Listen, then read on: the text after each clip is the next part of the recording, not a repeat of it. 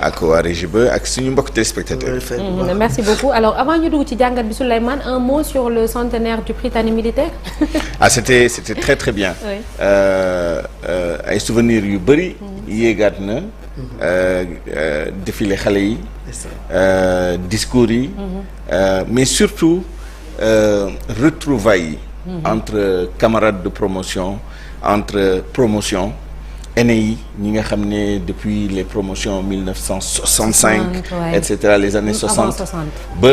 dernière promotion ñi nga xam ne ñoo mujjee génn nekk sur soit ay étudiants soit sur le marché du travail mais quel que soit âge bi quel que soit promotion bu ñu bokk bi communion bi benn la c'est-à-dire dès que connexion bi day automatique et puis amatul mag ak ndaw respect bi nag mu ngi fi ba léegi le respect qu'on voue à l'ancien même bu nekkee benn at rek la magee mais du wàññi dara ci fraternité amitié solidarité bi nga xam ne moom moo nekk ci diggante bi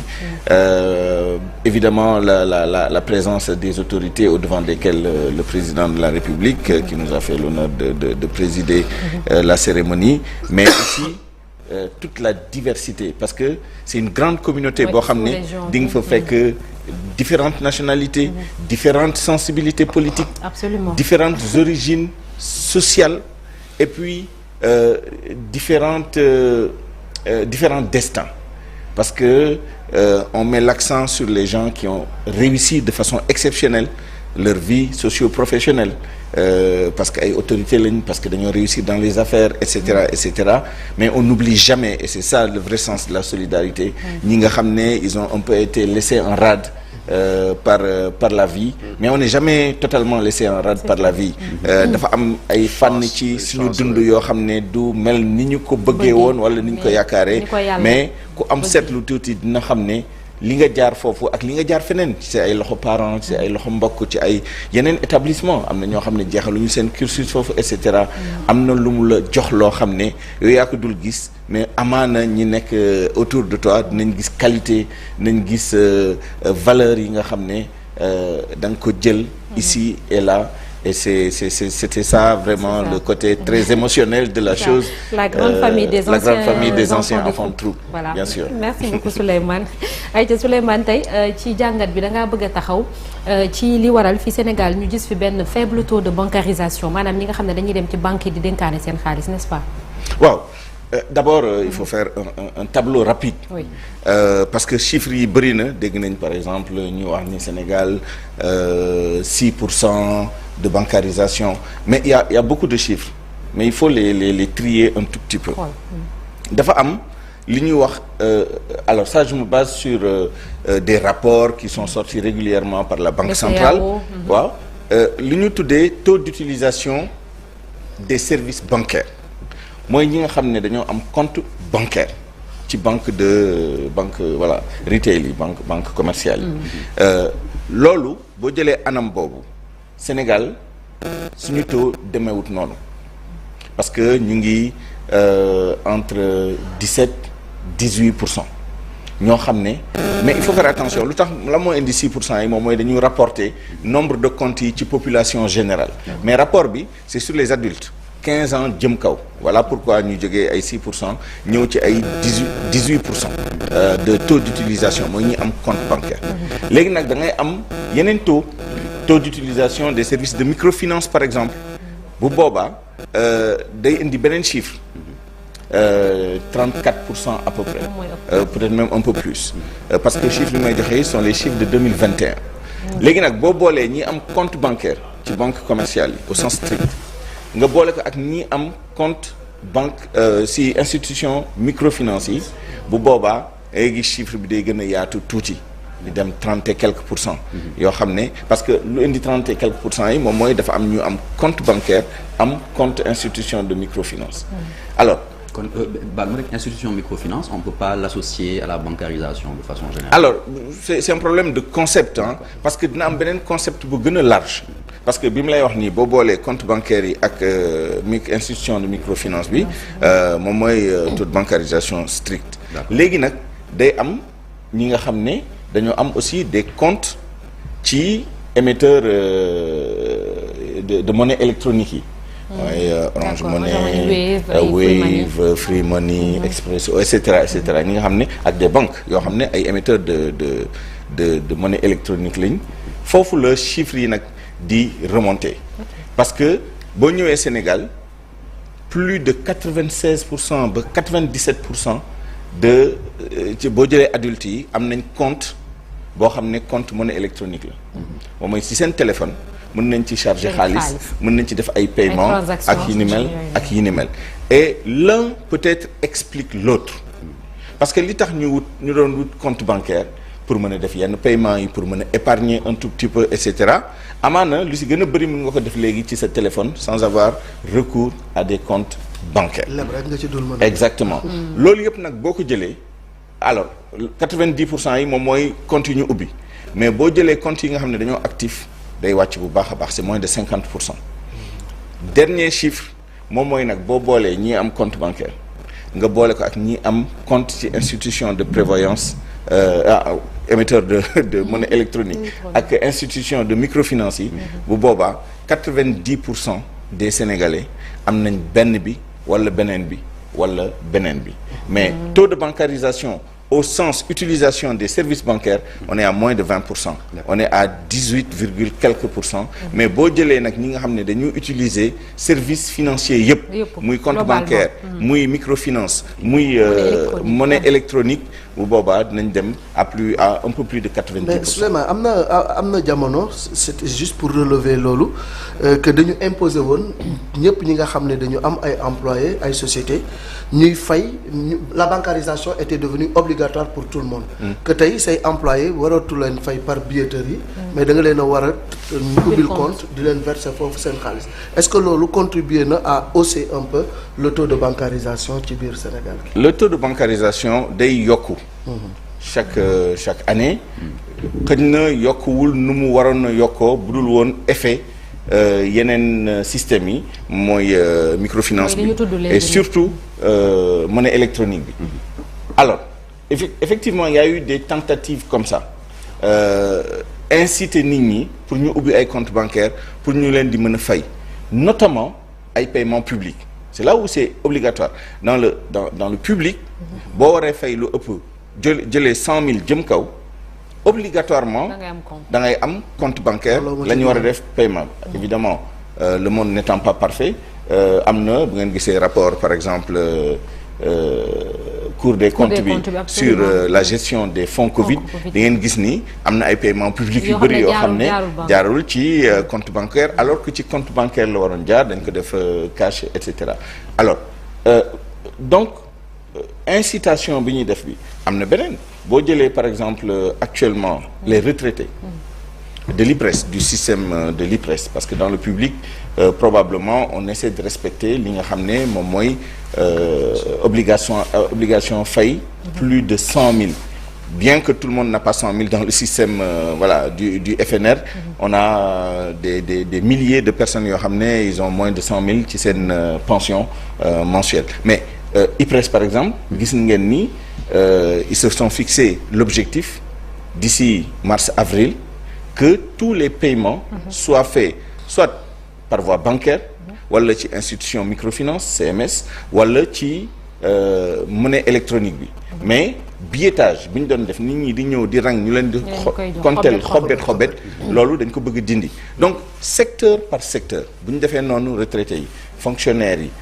ak yeneen bien que yooyu yëpp boo leen jëlee tey retraités yi c'est 140 000 à l'IPRES 70 000 au FNR nga jël les fonctionnaires c'est 170 000 nga jël ñii di liggéey dans le secteur moderne 350 000 un peu moins d'ailleurs donc on est loin du compte ñi nga xam ne dañu échanger xaalis et cetera ëpp na loolu donc il y a encore des efforts à faire au plan réglementaire mais au plan aussi de l'incitation c'est-à-dire il faut motiver les gens à ouvrir des comptes bancaires malheureusement motivation bi nag et c'est ça l'une des explications de la faible bancarisation tey sénégalais lambda boo laaj danaan la mais man je n'ai aucun intérêt à aller ouvrir un compte bancaire d'abord du ma épargner awma lu ma épargner sama salaire moo fay jaar bu fa jaaree 15 jours après maa ngi découvert le seul avantage que j'ai mooy découvert ça supporte des intérêts relativement lourds boo jëlee nga comparer yow boo amee xaalis parce que y a le compte de crédit et le compte de dépôt le compte courant et le compte de dépôt bu nekkee ci compte épargne bi dañ lay rémunérer mais bu nekkee compte courant kenn du la rémunérer au contraire yaay fay ay agio à la fin de l'année ak des frais de gestion du compte bu nekkee da ngay jàmmarloo wala ngay jokkanteleeg banque bi pour ay découvert ak i ay chèque de guichet ki et cetera loolu yëpp boo ko xaymaa fin du mois bu ñu la nee yow li ñu téye sa compte bi ça coûte 30 000 25 000 et cetera alors que yow amoo ci dara bu boobaa dañ naan non je préfère soit ma garder ko sama compte électronique wala ma garder ko sama kër wala ma dem ko tontine wala natti exactement mais alors c'est ça intérêt bi ñu wax Souleymane ñoom banques yi peut-être intérêt bi ñuy mettre en avant mooy prêt yi Marcel doon wax sànq muy leb xaalis bi te même leb xaalis boobu tamit jafe-jafe la parce que taux yi dafay moom mooy rey nit ñi daanaka li ngay wax boo demee ak li ngay fay ci njeexital bi du doon sax benn maanaam daf koy ëpp lu bari yoon donc finalement intérêt bi amatul bu fekkente ni loolu dong la bien que nag boo jëlee intérêt nominal du bëri en général dañ naan la ñëw leen ñu lebal leen à 7% 6% et cetera ça c'est le taux nominal taux nominal annuel léegi nag bu nekkee da ngay rembourser par mois wala da ngay rembourser tous les 3 mois wala et cetera am na ñoom ay calculs yu ñu def pour voilà génne taux réel bi mais même taux réel bi bu génnee inflation bi c'est ça aussi le problème parce que taux nominal da nga ciy dindi encore inflation bi te tey inflation bi toll na foo xam ne bu nekkee da nga jël sa xaalis dugal ko ci benn compte d'épargne wala compte bloqué sur quelques années par exemple ñu lay verser ay intérêt ci compte épargne boobu nii bu ñu ko continuer boo demee ba période bi jeex bu ñu la fayee tamit xaalis bi ngay jëlaat bi boo ci dindee yokku njëkk yi yow da ngay perte en fin de compte donc yaa ngi jéem a wut feneen foo fructifier sa xaalis wala boog yaa ngi koy jéem a dugal ci loo xam ne xëy na mën na la jural lu ëpp loolu donc banques yi évidemment banque am na yu bëri yoo xam ne daf koy joxe en termes d'avantage lu war a tax nit ñi dem di ubbi ay compte bancaire mais la sécurité déjà yaa ngi dugal sa xaalis foo xam ne au moins wóor na ni avec la régulation bancaire et tout kenn du toog ëllëg ne la non banque bi amul xaalis et cetera banques yi dañ leen réguler dañ leen contrôler bu baax ba nga xam ne boo fa defee sa xaalis normalement boo ñëwee nu mu mënti toll boo ne jox la ma sama xaalis dañ la koy delloo ça c'est un il y a des intérêts qui sont versés il y a des services il y a et cetera mais nit économique la rek homo economicus day xool avantage yi ak intérêt yi avantage yaa ngi fi mais lu si gën a bëri ñi nga xam ne dañoo diggu doomu nga xam ne seen salaire la ñuy yem c'est pas de grands hommes d'affaires et cetera bu ñu xoolee avantage am compte bancaire ak inconvénient am compte bancaire les plus et les moins ça donne un petit moyen boo xam ne finalement bu ñu leen encourager trop à ouvrir un compte bancaire. Alors justement Souleymane comment faire pour que léegi ñu redresser taux de bancarisation boobu est-ce l'une des solutions mooy que ñu adapté wu ci li nga xamante ne moom moo am jamono ji faire peut-être en termes de services comme le font les e-money les services e-money est-ce que tamit ci wàllu crypto-monnaie ñu ngi ko doon waxtaanee ci Sénégal fan lañ ci toll tamit est-ce que loolu mën na nekk une solution. Crypto-monnaie nit ñaa ngi ci réflexion bi. y compris la banque centrale parce que il faut que banque centrale daf ci jouer rôle bu am importance. Bon il y a des chiffres qui sont sortis il semblerait qu'il y ait des Sénégalais yoo xam ne dañ doon jënd ay crypto-monnaie ay bitcoin Ethereum et cetera. Mais on n'a pas une visibilité très claire là-dessus. Au demeurant boo xoolee benn bitcoin lu muy jar actuellement je pense c'est pas loin des 25 000 $. Mais yéegoon na fi ba $60 000. Je vois mal comment ça peut être une alternative pour des gens yoo xam ne leur problème c'est le découvert du mois prochain et cetera. Donc c'est pas une alternative tey jii li nga mënoon def moom mooy xëj na servir des intérêts plus intéressants sur les comptes d'épargne par exemple et accorder plus de prêts parce que nit ñi aussi bu ñu ubbi compte bancaire c'est pas juste pour rënk seen xaalis di ci am loo xam ne finalement inflation bi day ñëw effacer ko c'est aussi pour pouvoir accéder relativement facilement au crédit mais fii pour nga am crédit au Sénégal c'est la croix et la bannière évidemment préconsommation tant que yaa ngi am salaire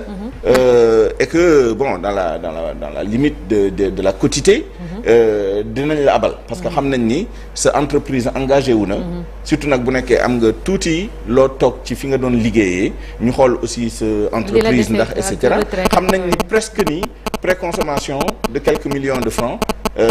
même say droit sax bu ñu ko boolee mën na ko rembourser en temps naa ñuy daxante ak yow ci yeneen yi mais de vrais prêts immobiliers prêts pour lancer une affaire wala pour faire croître un business qu'on a commencé et cetera les gens finalement ils baissent les bras parce que li nga ciy perte temps ak énergie pour finalement te retrouver avec une fin de non-recevoir un rejet du ko jar donc les gens sont un peu frileux par rapport aux banques par rapport ak loolu donc mais xam nga ça ne s'invente pas mënoo jóg rek ne tey damay faciliter accès au crédit parce que y a quand même un minimum de. Alaaji Malick Marcel Chérif ñu pousse téléphone yi tuuti ci micro je pense que y a des voilà Alaaji Malick ak ordinateur bi Souleymane wala peut-être Souleymane la merci attention il faudrait peut-être que ñu sensibiliser davantage nit ñi ci lan mooy liggéey banque lan mooy liggéeyam banque nan lay amee xaalis banque nan lay lebalee wax nit ñi nan lañ mën a def pour am plus facilement accès au crédit et cetera def éducation financière nit ñi dañu xaw a ragal xam voilà parce que nit ñi dañoo ragal banque yi exactement et puis il y a beaucoup de préjugés par rapport ak banques yi et cetera mais évidemment ñu ngi def li ñu mën parce que y a l'association professionnelle des banques et des services financiers am nañu ay syndicats am nañ des organisations patronales qui incluent des organisations yoo xam ne ci loolu la ñu dox et cetera mais ça ne suffit pas il faudrait que banques yi expliquer davantage ñuy def mais surtout il faudrait que ñu wone effectivement lan la banque bi ban njëriñ la am ci Sénégalais bi pour mu am envie dem ubbi compte bancaire et ne pas avoir l'impression que da nga ubbi compte bi boo jëlee 1 an compte bi amul la benn njëriñ lu dul ni ñu ngi la fay viréel sa salaire bu sa salaire jeexee ñu defal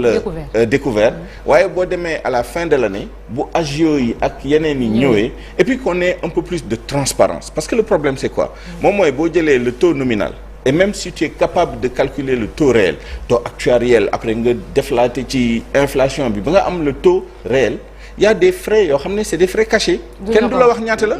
moom mooy que nii way da ngay ñëw après ñu naan la tenue de compte frais de gestion ils ont toujours une explication à même photocopie et c'est normal c'est-à-dire les banques yi dañoo am personnel bu ñu fay banques yi dañoo am ay agences yu ñu war a gérer banques yi dañoo am ay charges yi yeneen yoo xam ne dañ koy fay mais yow mi client bi di ñëw di ut si crédit même crédit de consommation ñu ne la ñun de 8% la ñu abalee xaalis nga dem def sa 100 000 francs multiplié par 8 divisé par 8 multiplié divisé par 100 multiplié par 8 après nga additionné mu jox la vie nga yaakaar ni yow 100 000 108 000 ngay fay et tu te retrouves avec 150 000. Ah, c'est ça. nga yenu sa ay loxo. Voilà waxuñu ma woon lii et cetera donc il faut qu'il y ait plus de transparence évidemment il faut saluer aussi le travail de l'ACSIF. am na une organisation de la société civile aujourd'hui qui essaie justement de défendre les intérêts des usagers des banques. Et des structures financières au regard de la réglementation pour ce genre de problématique pour ñu xool nan la ñu indee plus de transparence plus de justice les banques sont très puissantes il y a des banques xam nga dañoo classé banques yi suñu sous-région bi parce que il faut pas sortir de la sous-région ñu ñoo bokk monnaie c'est la BCEAO qui contrôle les banques la commission bancaire au niveau de l'UEMOA et cetera mais tey boo jëlee au niveau de la sous-région il y a des banques qu'on appelle des banques à risque systémique mooy banques yi nga xam ne dañoo jàpp ne bu ñu daanoo économie région bi mooy daanoo waaw Sénégal fii am na ay banques yoo xam ne dañoo jàpp ni bu ñu daanoo système économique bi moom mooy perturber du daanu mais day perturber substantiellement donc dañu évaluer risques yi ñu xool ñi nga xam ne dañoo am risque systémique ak ñoo xam ne dañoo am il y a des divers autres risques quoi maintenant une banque boo xam ne dafa am taille boobu anglais yi wala américains yi la ñuy tuddee too big to fail moom mooy toll nañ foo xam ne doole bu ñu am bi influence bu ñu am ci économie bi boo moytuwul boo amee ak ñoom problème yooyu yaay ñàkk xool leen li xew diggante Bocar Samba Dièye ak une banque de la place c'est une affaire qui dure de toute façon bu dul sax ay affaire risque systémique ak yi ni mel yow da ngay nekk yow dong ak sa benn wala ñaari avocat ñoom ñu ñëw ak seen batterie d'avocats ñoom ñoo la gën a xam réglementation bancaire ñoom ñoo la ëpp doole ñoom ñoo la gën a xam ñu fonctionner les technicalités et cetera boo moytuwul da ngay ñàkk ça ne veut pas dire qu'il y a pas des banques yoo xam ne dañu man par exemple je vais régulièrement sur le site du tribunal de commerce il y a beaucoup d'affaires yoo xam ne banques yi aussi dañ leen di condamner teg leen ay daan mais vraiment il faut qu'il y ait un peu plus dans le rapport de force un peu plus d'équité entre les banques et les usagers muy nekk usagers professionnels yi wala les usagers privés mais surtout que mu am une communication un peu plus fluide entre les uns et les autres pour qu'on sache ce que font les banques comment font les banques et que sur cette base-là on puisse maintenant requérir les services des banques ñii dañu lebu ñii dañuy dem déposer seen xaalis ñii dañuy def ay transactions soit au niveau national paiement et cetera wala au niveau international ay lettres de crédit vraiment banque mënut a ñàkk ci économie c'est pas possible mais il faut aussi que banques yi ñu jouer seen rôle le plus largement possible en finançant l'économie, les entreprises, les grandes entreprises, les moyennes entreprises, les petites entreprises. Il y a des efforts qui sont faits. Il y a des banques qui ont ouvert des départements yoo xam ne dañ leen di spécialiser ci lii wala ci lële am na ñoo xam ne léegi dañu ubbi des départements crédit bail am na ñoo xam ne dañu ubbi des départements PME rek la ñuy toppatoo mais le grand public, la clientèle particulière comme on dit ñooñu il faut aussi que les banques fassent un peu plus d'efforts pour des services de meilleure qualité bien que ce soit surveillé par la BCEAO et d'autres structures mais vraiment c'est la partie qui est un peu laissée en rade il faut qu'on fasse un peu plus d'efforts. Très rapidement Souleymane banque islamique yi ñoom lan moo ciy seen taxawaay ñi naan dañuy def ay beneen forme de ay leb ak ay yooyu noonu fay ak ñooyu waaw c'est d'abord ce sont d'abord des banques après maintenant ci produit ak service non parce que ci perception nit ñi dafay am différence bu ñu ñëwee wax ni banque bi xañ na du ñu nangu parce que riba ak yooyu voilà c'est ça yi ñuy wax non ça dépend des produits ça dépend des produits man mun naa dem ubbi banque BIS muy compte normal où je peux virer mon salaire faire des retraits faire des virements fay ay chèques et cetera sans plus ni moins que beneen banque lu ma mën a offrir par contre banque yooyu am nañu ay produits li ñuy tuddee la banque islamique wala les produits bancaires islamiques yoo xam ne dañoo am ay particularités par rapport ak yeneen produits yi nga xam ne moom la banque yi di joxe effectivement pour ñi nga xam ne dañoo am souci def des opérations financières yoo xam ne du am riba par exemple parce que dañu considérer ni intérêt xëj na riba la ñoom am na ay pexe yu ñuy def pour que ñoom ak ki nga xam ne mooy def opération bi ñu gérer risques yi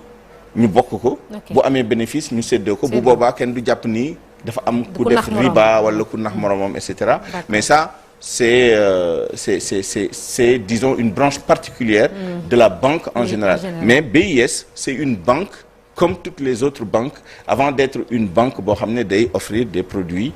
et des services disons islamiques ou halal disons merci beaucoup jërëjëf Souleymane ci jàngat bi dañuy jàll ci ponk bu mujj ci